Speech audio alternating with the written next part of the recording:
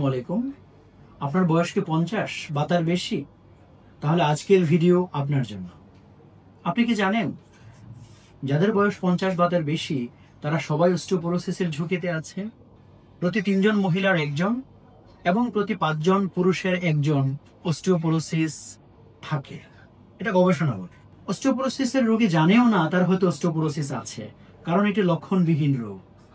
সাধারণত 3 ভাবে অস্টিওপোরোসিস প্রকাশ পায়। একটি হলো ফ্রাজিলিটি ফ্র্যাকচার বা লো ট্রমা ফ্র্যাকচার, যেখানে রোগী অল্প আঘাতে ও অল্প উচ্চতা অথবা হাঁটতে গিয়ে সামান্য আঘাতেই হাড় ভেঙে যায়। এটি একটি। দ্বিতীয়টি হলো হাইট বা উচ্চতা কমে যায়। হয়তো আপনার হাইট বা উচ্চতা দিন দিন কমে যাচ্ছে, তার মানে আপনি অস্টিওপোরোসিসের ঝুঁকিতে আছেন, হয়তো আপনার অস্টিওপোরোসিস আছে। তৃতীয়টি হলো আপনি দিন দিন মনে হয় কুঁজো হয়ে যাচ্ছেন, একটু সামনের দিকে বেঁকে যাচ্ছেন, আপনারা হয়তো অস্টিওপোরোসিস আছে বা থাকতে পারে। অস্টিওপোরোসিসের হাড় ভাঙায় যে রোগী লম্বা সময় কর্মহীন থাকে, লম্বা সময় ধরে সে ইনকাম থেকে বঞ্চিত হয়, বিছানায় শুয়ে থাকে, মানসিকভাবে বিষাদগ্রস্ত হয়, শুধু তা না, এই বয়সে হাড় ভাঙলে হাড্ডি জোড়াও অনেক সময় লাগে না, লাগলেও সঠিক অ্যালাইনমেন্টে লাগে না। লম্বা সময় ধরে রোগী এই অসুবিধা বহন করে বেড়ায়।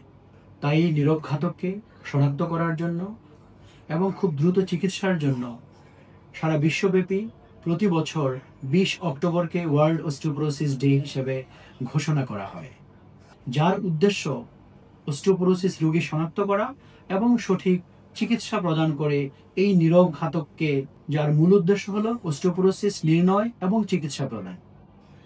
আপনি জেনে অবাক হবেন, শতকরা 80% অস্টিওপোরোসিসের ফ্র্যাকচারের রোগী, অর্থাৎ যাদের হাড় ভেঙে যায়, তারা জানেও না তাদের অস্টিওপোরোসিস আছে।